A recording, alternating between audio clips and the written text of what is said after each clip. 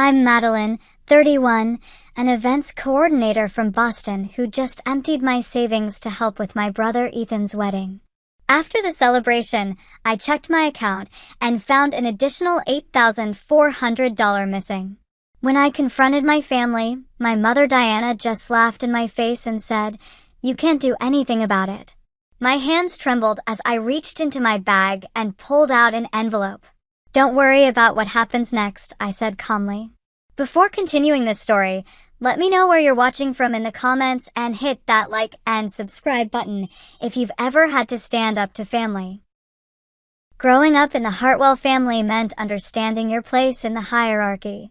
For me, that place was always below my younger brother Ethan.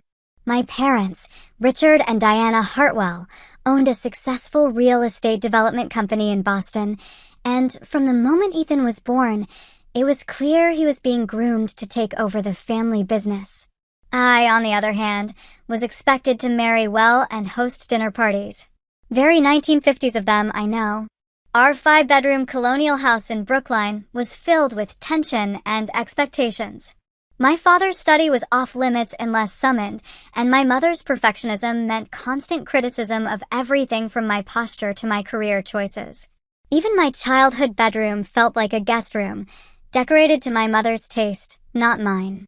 I excelled academically and went to Northeastern University for business, thinking that would finally earn their approval. It didn't. Instead, I was pressured to work at Hartwell Properties after graduation. I lasted 3 years in the marketing department before I couldn't take it anymore. The nepotism, the toxic workplace culture, my father's public criticism of my ideas during meetings. "Marketing events is hardly a career, Madeline," my mother said when I told them I was leaving to become an independent events coordinator. "It's more of a hobby, really." My father was more direct. "You're throwing away opportunities most people would kill for." But I did it anyway. I moved into a modest 1-bedroom apartment in Cambridge and started building my client list. The first 2 years were tough. I lived on ramen and worked 16-hour days. But eventually, I developed a reputation for creating flawless events on tight budgets. While I wasn't making Hartwell money, I was supporting myself and finding fulfillment in my work. My brother Ethan had a different experience entirely. His mediocre grades were excused, his college partying funded, and his position at the company guaranteed. When he met Jessica Barnes at a charity gala 3 years ago, my parents were thrilled. Her family owned a chain of luxury hotels up and down the East Coast. The marriage, would be beneficial for everyone. Everyone except me, apparently. Jessica was beautiful, sophisticated, and used to getting her way. She and my mother bonded instantly over their shared love of luxury and status. When Ethan proposed after just 8 months of dating, my parents immediately started planning the wedding of the season. The initial budget discussions happened during a family dinner at my parents' house. I sat quietly eating my mother's underseasoned chicken while they discussed venues and guest lists. "We're thinking the Langham for the reception," my mother announced. "The ballroom can accommodate 300 guests." I nearly choked on my water. 300? I thought this was going to be intimate. Jessica laughed as if I'd told a particularly naive joke. "Ethan's my only shot at a wedding." "I'm not doing intimate." My father cleared his throat. "We'll handle the major expenses, of course. The venue, catering, her dress. And we've already committed to the honeymoon," Jessica's father added. Then my mother turned to me with that look, the one that meant I was about to be volunteered for something. "Madeline, with your connections in the event industry, you could help with flowers and decorations, yes? And perhaps the photography." It wasn't really a question. Before I could respond, they were already discussing the engagement party. By the end of dinner, I had somehow agreed to help with some of the smaller details, though no one had specified what that meant. Over the next few weeks, those smaller details expanded exponentially. Venue deposits, flower arrangements, photographer retainers, welcome baskets for out-of-town guests. Each time I raised concerns about the mounting costs, my mother would say something like, "It's your brother's only wedding, Madeline." Don't be selfish. So, against my better judgment, I dipped into my savings, money I'd been setting aside for a down payment on a condo. It started with small expenses, but they quickly added up.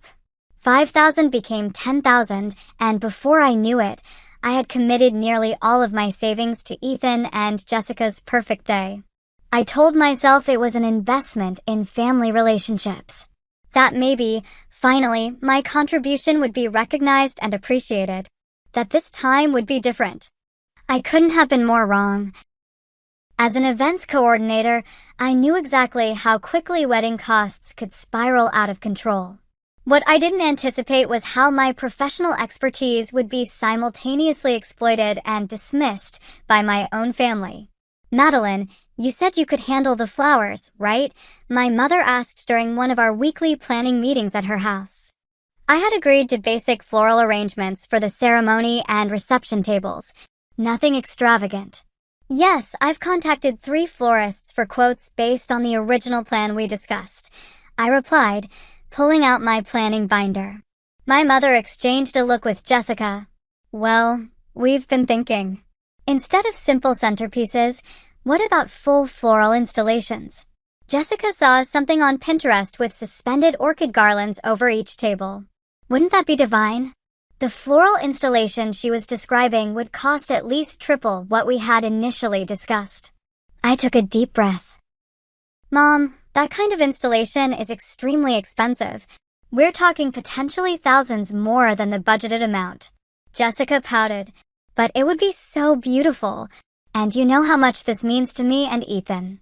Speaking of my brother, he was conspicuously absent from most planning sessions, leaving me to navigate the increasingly unreasonable demands of his fiancée and our mother. I can reach out for quotes, I conceded, but I can't guarantee. Wonderful.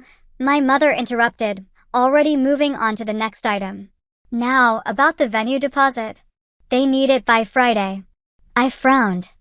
I thought Dad was handling the venue. Another exchanged glance between them. There's been a slight change of plans. Your father's dealing with that situation with the Cambridge property. The timing is just unfortunate. It would be so helpful if you could cover the deposit for now. We'll reimburse you, of course. That, of course, hung in the air like a promise I knew would never be fulfilled. But what could I do? Say no and be painted as the villain who ruined her brother's wedding? So I agreed to the venue deposit. And then to the upgraded linens. And then to the premium open bar package. My best friend Lauren was the only voice of reason during this madness. We met for coffee at our favorite spot in Cambridge, and I unloaded all my frustrations. They're taking advantage of you, Maddie, she said, stirring her latte with more force than necessary. You know that, right? It's complicated, I sighed. It's family. Family doesn't drain your bank account without consideration, Lauren countered. Have they even thanked you properly?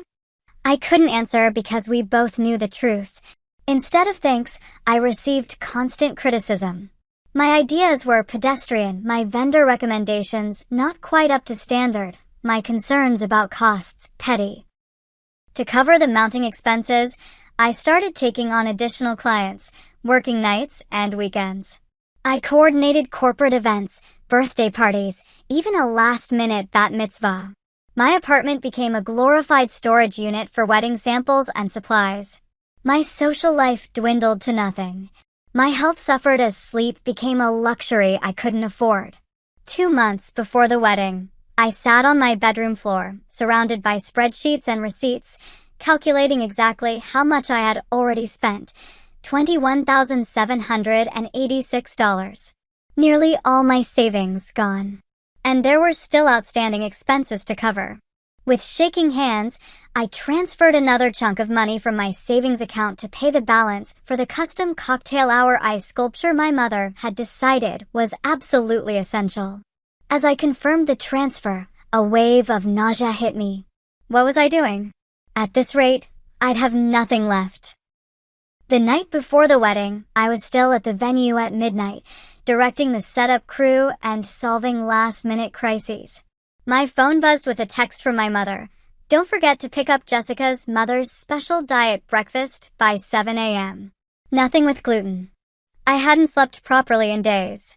My back ached. My emergency fund was depleted. And as I stood in that half-decorated ballroom, I had the strangest feeling, like I was setting the stage for my own humiliation. Little did I know how prophetic that feeling would be. The morning of Ethan and Jessica's wedding dawned crisp and clear, a perfect October day in New England. By 6 a.m., I was already picking up Jessica's mother's gluten-free breakfast, checking in with vendors, and delivering welcome bags to the hotel rooms of VIP guests. My own dress and makeup would have to wait until the absolute last minute. I arrived at the Langham Hotel ballroom as the floral team was putting the finishing touches on those infamous suspended orchid installations. I had to admit, they were breathtaking, white and pale pink blooms cascading from the ceiling like something out of a fairy tale. They also cost me nearly $4,000 more than the original budget. "Madeline, thank God you're here," my mother said, rushing over in her silk robe, hair already perfectly styled. The place cards have a typo in the Henderson's name. It's simply unacceptable. "No, good morning." "No, thank you for handling everything." Just straight to the problems I needed to fix. I spent the next 3 hours putting out fires, reorganizing the seating chart when an unexpected guest arrived, calming Jessica when her makeup artist was 15 minutes late, hunting down my brother when he disappeared for a quick drink with his groomsmen. The ceremony itself was undeniably beautiful. The historic church glowed with candlelight as Jessica floated down the aisle in a custom Vera Wang gown. Ethan actually teared up when he saw her, which surprised me. Maybe there was real love there after all. As I watched them exchange vows, a complex mix of emotions swirled inside me. Pride in having helped create this moment. Resentment at the cost, both financial and personal. A pang of loneliness, wondering if I'd ever have something like this for myself. And underneath it all, a persistent, nagging feeling that my contribution would go unacknowledged. That feeling was confirmed at the reception when I overheard my mother talking to her friends near the bar. "Everything came together so beautifully," she was saying, champagne flute in hand. "Diana Hartwell does it again. You know, I personally selected those orchid installations. They're being featured in Boston weddings next month. Not a word about my involvement. Not a mention of who actually paid for those orchids." Later, during dinner, I was seated at a table far from the wedding party with distant cousins and Jessica's former coworkers. As I picked at my $125 per plate salmon, Jessica's father stopped by. "Quite the affair your parents have put on," he said, clapping me on the shoulder. "Richard mentioned they spared no expense. That's how you do it when it's your only son, right?" I forced a smile and nodded, not trusting myself to speak. Apparently, my parents were taking full credit for the wedding I had largely financed. Even Ethan's acknowledgement of my efforts was brief and superficial. He caught me adjusting a centerpiece and said, "Hey, thanks for helping with all this stuff. Jessica's really happy." Then he was immediately pulled away for another champagne toast. Around 9 p.m., as the band played and guests danced, I escaped to the bathroom for a moment of peace. Locking myself in a stall, I finally let the tears come. I had depleted my savings, worked myself to exhaustion, and for what? To be treated as nothing more than the hired help? I was splashing cold water on my face when Lauren found me. "I've been looking everywhere for you," she said, concern etched on her face. "Are you okay?" "No," I admitted, finally saying out loud what I'd been denying for months. "I'm not okay. This whole thing has been a mistake. I've let them use me again." Lauren handed me a tissue. "It's not too late to stand up for yourself, you know. You don't have to keep playing the role they've assigned you." What am I supposed to do? Make a scene at my brother's wedding? No, but maybe it's time to start setting some boundaries. The wedding's almost over. "You've fulfilled your obligations. After this, things need to change." I nodded, knowing she was right. As I reapplied my makeup, I made a silent promise to myself. This would be the last time I sacrificed my well-being for my family's approval. Little did I know the decision would be tested sooner than I expected. As I returned to the reception, I passed the small office the hotel had provided for storing personal items. The door was ajar, and I heard my mother's voice inside. "It's already done," she was saying quietly. "She'll never even notice." Then my brother's voice, "I don't know, Mom. Maddie's already spent so much." "Don't be ridiculous, Ethan. It's just sitting in her account doing nothing. This way it benefits the whole family. Now get back to your wife before she wonders where you've gone." I quickly stepped away before they exited, my heart pounding. What had they done? What were they talking about? The rest of the reception passed in a blur of forced smiles and mounting anxiety. I couldn't shake the feeling that something was very wrong. The moment the last guest departed, I rushed back to my apartment and pulled out my laptop. I had a terrible suspicion about what I might find.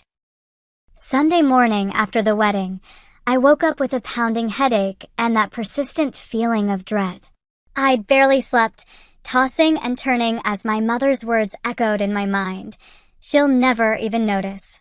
Still in my pajamas, I made a strong cup of coffee and opened my laptop. With trembling fingers, I logged into my bank account. And there it was, confirmation of my worst fears.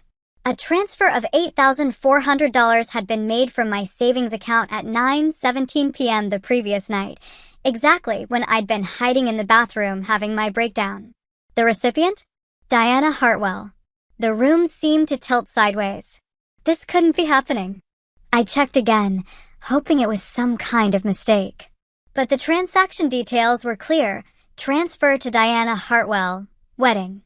I hadn't authorized this. I hadn't even been near my phone or banking app when it happened. How was this possible? Panic rising in my throat, I called the bank's customer service line. After navigating the automated system and verifying my identity, I finally reached a representative.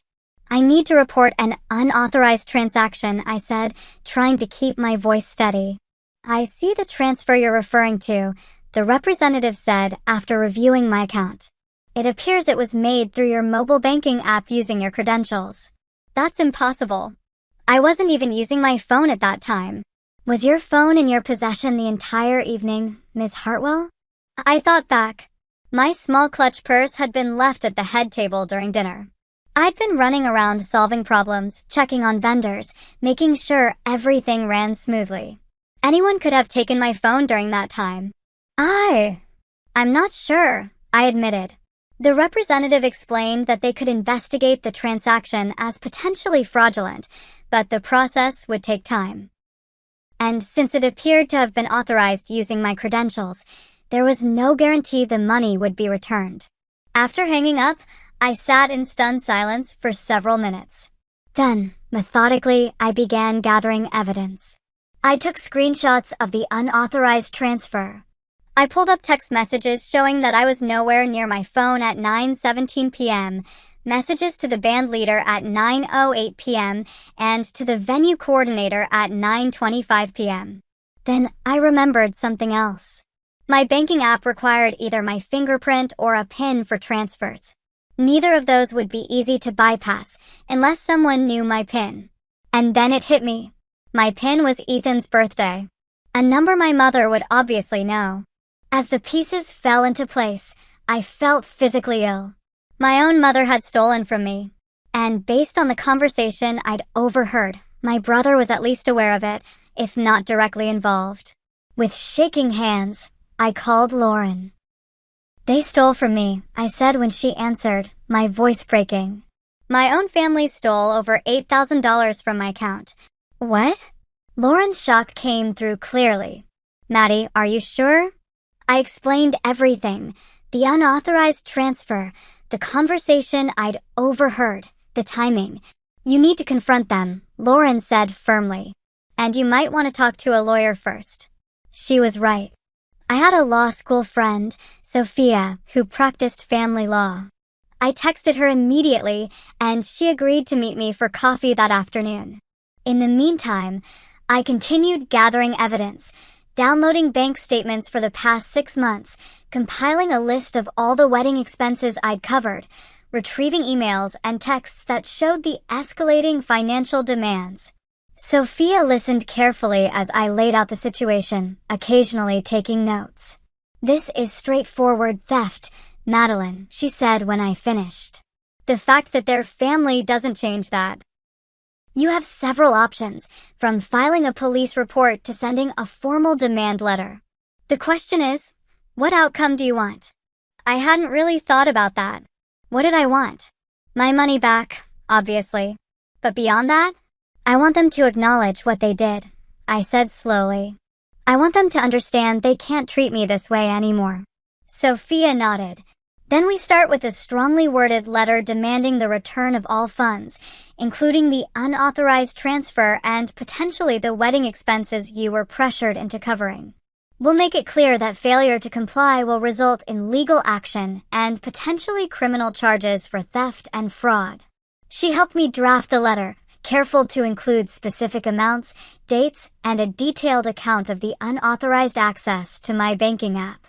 We also prepared a simple police report, ready to be filed if necessary. As I left Sophia's office with the documents in hand, I felt a strange mixture of dread and determination. The thought of confronting my family terrified me. These were the people who had belittled and dismissed me my entire life, who had made me feel that my worth was tied solely to my usefulness to them. But underneath that fear was something new and unfamiliar, righteous anger. They had crossed a line. They had stolen from me. And for once in my life, I wasn't going to let it slide. The post-wedding family brunch was scheduled for 11 a.m. the next day at my parents' house. It would be the perfect opportunity to confront them all at once. As I prepared for bed that night, I placed the envelope containing Sophia's letter, the police report, and all my evidence on my nightstand. Tomorrow would be different. Tomorrow, I would finally stand up for myself. My parents' house looked exactly as it always did, immaculate, imposing, cold. The colonial-style home, with its perfectly manicured lawn and tasteful Halloween decorations, gave no indication of the confrontation about to unfold inside. I sat in my car for several minutes, clutching the steering wheel, trying to calm my racing heart. "You can do this," I whispered to myself, checking my reflection in the rearview mirror. I dressed carefully in a navy blue blazer and tailored pants, my power outfit for important client meetings. The envelope with all my evidence was securely in my bag. The housekeeper answered the door with her usual polite smile.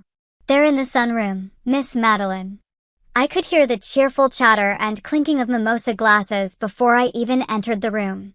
My mother was holding court, as usual, regaling Jessica's parents with some anecdote while my father nodded along.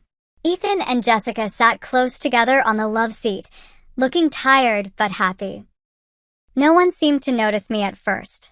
"Madeline," finally, my mother said when she spotted me. "We were about to start without you. Brunch is getting cold." "Sorry I'm late," I said, my voice steadier than I expected. "I had some banking issues to sort out this morning." A flicker of something, concern, guilt, annoyance, crossed my mother's face, but she quickly recovered. "Well, you're here now. Have a mimosa and help yourself to the buffet." The spread was elaborate, of course. Smoked salmon, eggs Benedict, fresh fruit, pastries from that expensive French bakery my mother loved. I took a plate but couldn't imagine eating anything. My stomach was in knots. We made it through about 20 minutes of superficial conversation about the wedding, how beautiful everything had been, how moving the ceremony was, how delicious the cake had tasted. Jessica's parents were effusive in their praise of my parents' generosity in hosting such a magnificent event.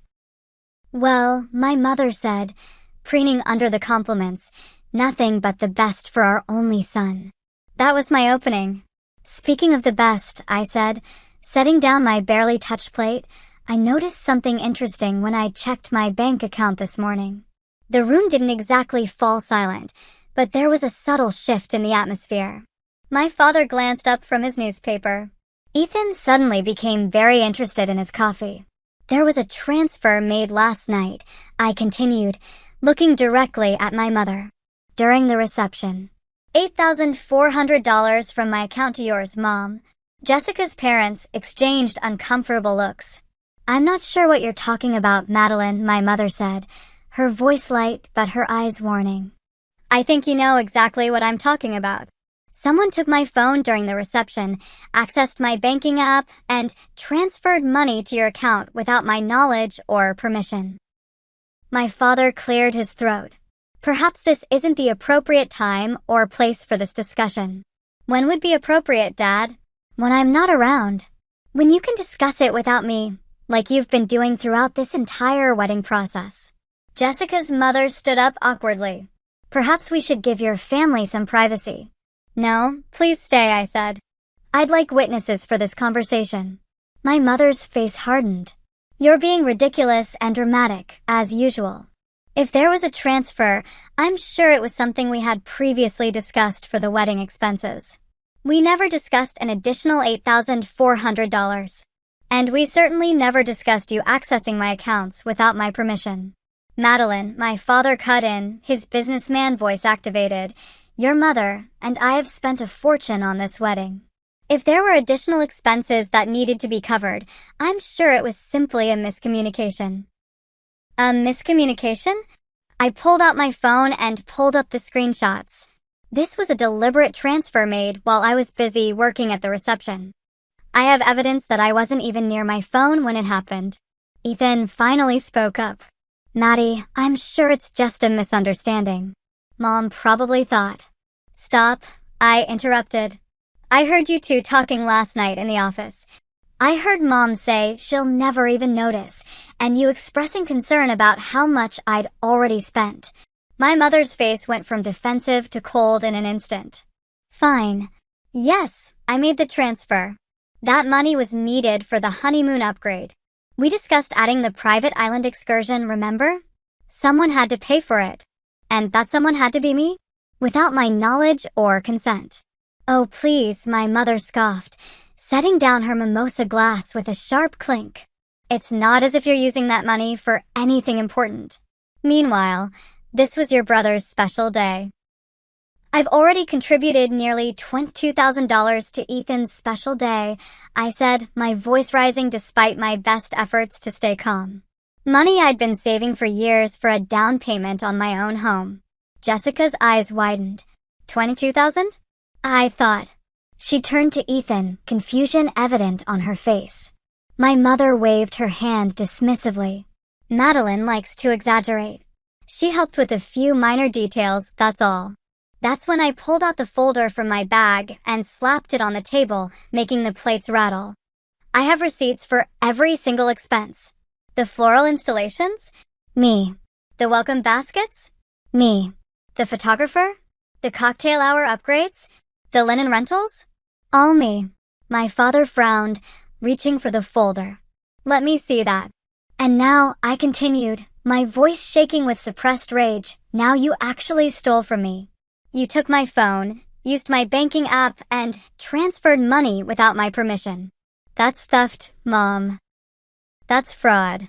My mother actually laughed, a cold, dismissive sound that cut through me like a knife. And what exactly do you think you're going to do about it, Madeline? See your own mother? Call the police on your family? Don't be absurd. You can't do anything, she continued, gaining confidence as she saw the uncertainty in my face. This is family business, and it will stay that way. The money has already been spent on Ethan and Jessica's behalf. It's done. The room was dead silent now. Jessica's parents looked mortified. My father was flipping through my receipts with a deepening frown. Ethan looked pale and uncomfortable. And my mother sat there, smug and certain of her victory. My hands were trembling as I reached into my bag again. Actually, I said quietly, I can do quite a lot. I pulled out the envelope Sophia had prepared and placed it on the table. This contains a formal demand letter for the return of all unauthorized funds prepared by my lawyer. It also contains a police report for theft and fraud, ready to be filed. My mother's smirk faltered slightly. You're bluffing. I also have evidence that you accessed my phone without permission, I continued as if she hadn't spoken. The banking app logged the location of the transfer, the exact coordinates of the Langham Hotel ballroom. And I have text messages proving I was in a completely different part of the venue at that time. My father finally looked up from the receipts, his face uncharacteristically serious. Diana, did you really transfer money from Madeline's account without her knowledge? For the first time, my mother looked slightly uncertain. Richard, she's being completely unreasonable. It was for Ethan's honeymoon. We've always helped the children. Theft isn't helping, Mom, I interrupted. And I'm not a child. I'm a 31-year-old woman who worked hard for every dollar you took. Don't worry about what happens next, I added, echoing her dismissive tone from earlier. My lawyer has outlined it all very clearly in the letter. You have 48 hours to return the full amount of $8,400 plus interest. If you fail to do so, I will file the police report and pursue all available legal remedies. My mother's face flushed with anger. You wouldn't dare. Think of what this would do to the family name, to the business, your brother's reputation. You should have thought of that before you stole from me.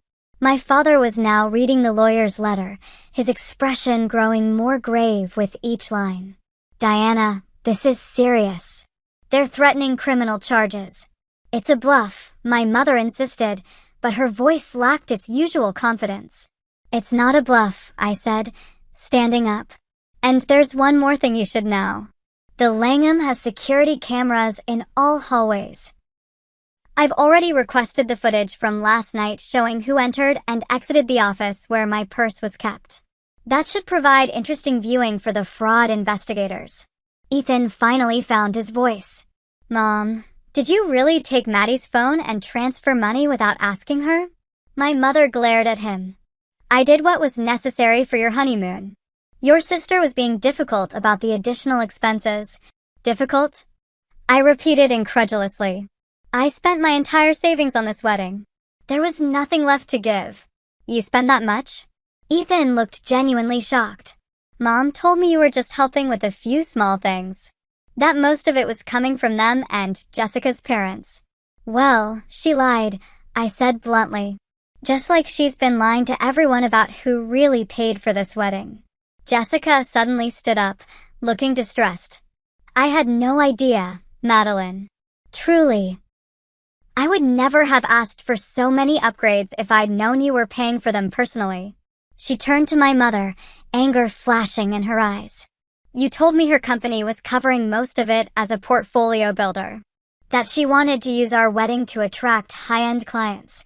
The glass Jessica had been holding slipped from her hand and shattered on the hardwood floor with a loud crash that made everyone jump. The mimosa splashed across my mother's cream-colored rug, a perfect orange stain spreading across the pristine surface. In the shocked silence that followed, I picked up my bag and the envelope. You have 48 hours, I repeated. Then I walked out, leaving my stunned family behind. The sound of shattering glass still seemed to echo in the air as I walked steadily toward the front door. My heart was pounding so hard I could feel it in my throat, but for the first time in years, maybe ever, I wasn't backing down from my family. Madeline, wait. It was Ethan's voice behind me. I paused with my hand on the doorknob, but didn't turn around. Please, he said, coming closer. We need to talk about this. I took a deep breath and faced him. My brother looked genuinely distressed, his wedding day glow completely gone. There's nothing to talk about, Ethan. Mom stole from me. She's been manipulating all of us, and I'm done. I didn't know, he said, running a hand through his hair. I swear, Maddie, I didn't know how much you were contributing. Mom kept saying everything was handled, that you were happy to help with some small details. From the sunroom, I could hear raised voices, my father's deep baritone demanding answers, my mother's defensive replies, Jessica's parents' shocked exclamations. Would it have mattered if you had known? I asked quietly. You've never stood up for me before. The hurt in his eyes seemed genuine, but I'd been fooled by my family too many times. I'm sorry, he said simply. You're right. I've always just gone along with whatever Mom and Dad wanted. It was easier. Well, it hasn't been easy for me. Before Ethan could respond, my mother stormed into the foyer, her face flushed with anger and humiliation. "How dare you?" she hissed. "How dare you air our private business in front of Jessica's parents? Do you have any idea what you've done?" My father appeared behind her, looking more tired than angry. "Diana, enough." "No, Richard. She's threatening to go to the police. Over a simple misunderstanding. After everything we've done for her." "What exactly have you done for me, Mom?" I interrupted. "Belittled my career? Dismissed my feelings? Used me as an ATM for Ethan's wedding. We gave you everything," she shot back. "The best school's a position in the family business," which came with constant criticism and no respect. I finished for her. "And none of that gives you the right to steal from me." Jessica and her parents had emerged from the sunroom now, standing awkwardly in the background of our family drama. Jessica looked close to tears. "Mr. and Mrs. Barnes," I said, addressing them directly, "I apologize that you had to witness this. But I think it's important that everything is out in the open now." Jessica's father nodded stiffly. "We understand. And for what it's worth, we had no idea about any of this." My mother made a small sound of distress, watching her carefully cultivated social image crumble before her eyes. My father stepped forward, assuming the role of family patriarch and problem solver. "Madeline, let's discuss this rationally. The money will be returned to your account immediately with interest. There's no need for legal action or police involvement. It's not just about the money, Dad. It's about respect. It's about boundaries. It's about treating me like an actual member of this family instead of someone you can use and discard at will." "That's not fair," my mother protested. "We've always what? Looked down on me? Made me feel less than? Taken advantage of my desire to be accepted?" My voice was steady now, my previous trembling gone. Years of suppressed feelings were finally finding their voice. "I have spent my entire life trying to earn your approval. I've twisted myself into knots trying to be the daughter you wanted. I've given up my savings, my time, my self-respect, all to please you. And it's never been enough." I looked at each of them in turn, my red-faced mother, my grave father, my conflicted brother. "I'm done," I said simply. "I'm done trying to earn love that should have been freely given. I'm done being the family ATM and doormat. I'm done." A heavy silence fell over the entryway. Outside, through the beveled glass of the front door, I could see the autumn leaves swirling in the breeze. Inside, time seemed suspended in the aftermath of my declaration. It was Jessica who broke the silence. "Madeline is right," she said, stepping forward to stand beside me. "What happened wasn't just a misunderstanding. It was wrong. And I won't start my marriage with this kind of deception." She turned to Ethan. "We need to make this right." My brother looked from Jessica to me, then to our parents. For perhaps the first time in his life, he seemed to be truly considering the weight of his choices. "Jessica's right," he finally said. "Mom, Dad, this isn't how we treat family. Maddie deserves better. She always has." My mother looked as though she'd been slapped. "Ethan, you can't possibly." "I can and I am," he interrupted, his voice firm. "The money will be returned today. All of it. Not just the $8,000 from last night, but everything Maddie contributed to our wedding. We'll figure out how to pay her back, even if it takes time. And there needs to be an apology," Jessica added. "A real one." My father nodded slowly. "Agreed." "Diana?" My mother looked trapped, her eyes darting between them like a cornered animal. I almost felt sorry for her. Almost. This was probably the first time in her life that her manipulations had been so thoroughly exposed and rejected. I may have been overzealous in my desire to give Ethan and Jessica the perfect wedding. She finally conceded, though her tone suggested she still didn't believe she'd done anything truly wrong. "You stole from your daughter," my father said bluntly. "Call it what it is." The stark statement hung in the air. My mother's shoulders sagged slightly, her perfect posture faltering. "I took money without permission," she admitted reluctantly. "It was wrong. It wasn't a perfect apology, but it was more acknowledgement of wrongdoing than I'd ever received from her before. "The money will be in your account by the end of the day," my father promised. "All of it." "And Madeline, I owe you an apology too. I should have been paying closer attention. I should have protected you better." Tears pricked at my eyes, but I blinked them back. This wasn't the time for emotional reconciliation. Not yet. There was too much damage, too many years of hurt to be erased by one confrontation. "Thank you," I said simply. "I'll be expecting the transfer." I opened the front door, letting in a gust of cool autumn air. "This doesn't fix everything," I added, looking back at them. "But it's a start." As I walked to my car, I felt lighter somehow, as if I'd set down a burden I'd been carrying for years. The future of my relationship with my family was uncertain, but for the first time, I was setting the terms. And that made all the difference. True to my father's word, the money appeared in my account that evening, not just the stolen $8,400, but the full amount I had spent on the wedding, plus interest. $22,786 was now safely back where it belonged. I stared at the account balance on my phone screen for a long time, processing what had happened. The money was back, but something fundamental had changed. The confrontation had torn open the carefully maintained facade of our family dynamics, exposing the rot beneath. It was painful, but also strangely liberating, like lancing a festering wound to finally begin healing. The days following the confrontation were quiet. No calls from my mother, which was unprecedented.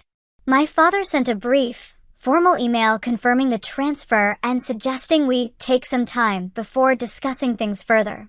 Ethan texted several times, his messages awkward but seemingly genuine in their regret. "I never meant for things to happen this way," he wrote. "I should have paid more attention. I should have stood up for you sooner." It was easy to ignore the messages at first, to wrap myself in righteous anger.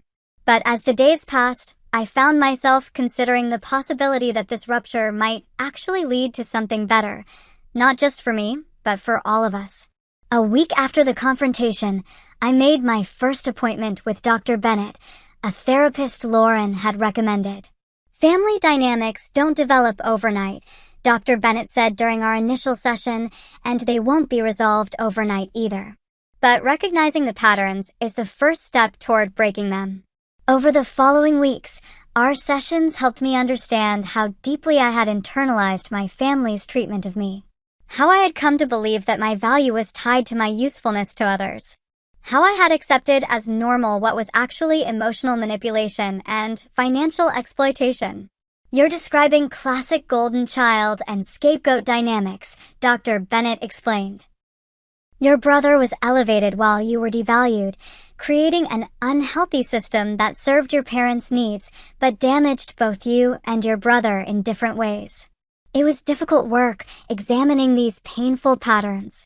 Some days I left therapy feeling raw and exposed, but gradually I began to develop a stronger sense of my own worth, one that wasn't dependent on my family's approval.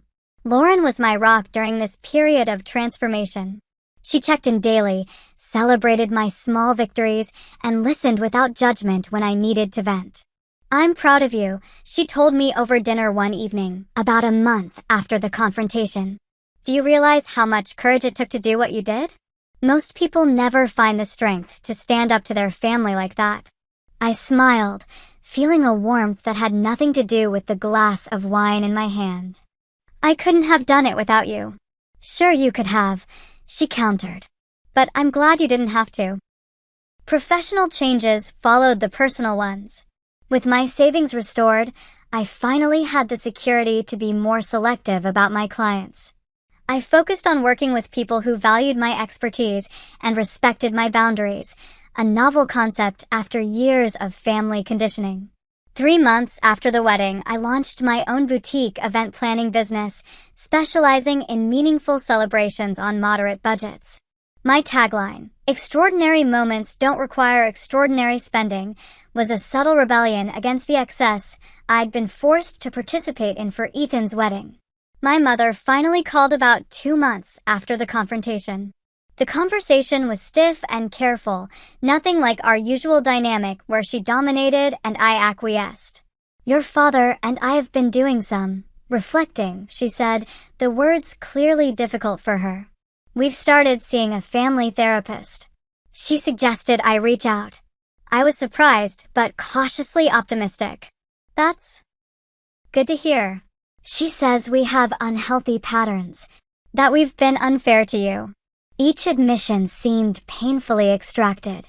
I'm finding it challenging to accept some of her perspectives. But I'm trying. It wasn't an apology exactly, but from my mother, it was revolutionary. The Diana Hartwell I had known my entire life would never have admitted to being wrong or seeking help.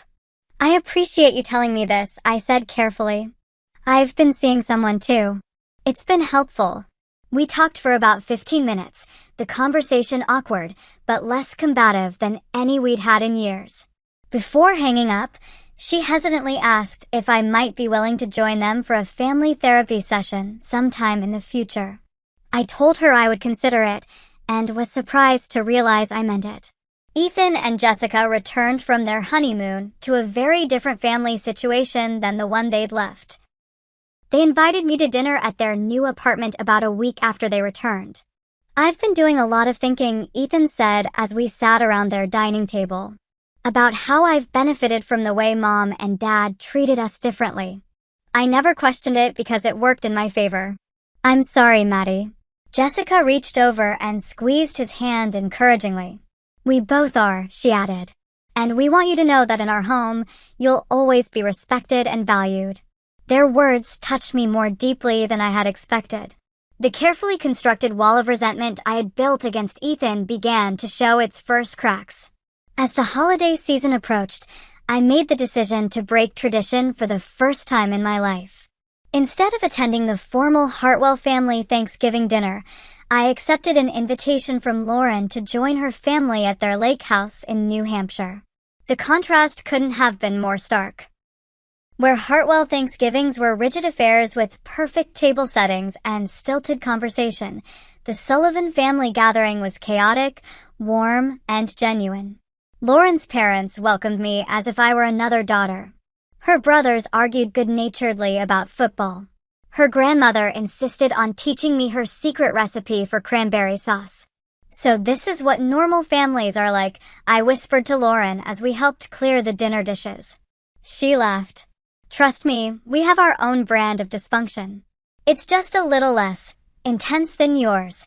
That night, in the small guest bedroom with its patchwork quilt and view of the moonlit lake, I cried, not from sadness, but from the realization of what I had been missing all these years. And from the hope that maybe, just maybe, something better was possible for my own family. By Christmas, I felt strong enough to accept a modified invitation from my parents, Christmas Eve dinner, but not the overnight stay that had always been expected. I arrived at the familiar colonial house with a sense of calm determination rather than the anxious desire to please that had characterized my previous visits. The evening was far from perfect. My mother still made several comments that would have sent me spiraling in the past. But now, with therapy and distance, I could see them for what they were, her insecurities projected onto me, rather than accurate reflections of my worth. More importantly, I could respond differently. When she criticized my choice of dessert as too simple for a special occasion, I didn't apologize or become defensive. "I like simple sometimes," I said evenly. "Not everything needs to be elaborate to be valuable." She blinked, surprised by my response, and after a moment simply said, "I suppose that's true." My father, in his own reserved way, seemed to be making an effort. He asked genuine questions about my business and actually listened to my answers. Ethan and Jessica maintained a united front in creating a more balanced family dynamic, gently redirecting conversations when they veered into old patterns. As I drove home that night, I reflected on how far we had all come in just a few months. The theft, as painful as it had been, had forced a necessary reckoning. The family system that had damaged all of us in different ways was slowly, imperfectly beginning to heal. In the new year, I put a deposit down on a small condo in Cambridge, a place that would truly be mine, decorated according to my taste rather than my mother's expectations. As I signed the paperwork, I thought about the journey that had brought me here. Standing up to my family had been terrifying. The confrontation had been messy and painful. The aftermath had required courage and persistence. But on the other side of that difficult process was something I had never fully experienced before: freedom. Freedom from toxic patterns. Freedom from unreasonable expectations. Freedom to define my own worth. I still had work to do. We all did. Family healing doesn't happen overnight. Some days were better than others. Some conversations still triggered old wounds. But we were trying, and that was more than I could have hoped for 6 months ago. As I look back on this experience now, I realize that the most valuable thing I gained wasn't the returned money, though that certainly helped. It was the knowledge that I could stand up for myself and survive. That I could set boundaries and maintain them. That I deserved respect and had the power to demand it. If you're watching this and recognizing your own family dynamics in my story, please know that you're not alone. It's never too late to break unhealthy patterns. It's never too late to demand the respect you deserve. It's never too late to start healing. Have you ever had to confront family members about their behavior? How did you handle it? Let me know in the comments below. And if this story resonated with you, please hit that like button and subscribe to hear more stories of boundary setting and self-discovery. Thank you for listening, and remember, your worth isn't determined by how useful you are to others. You matter simply because you exist.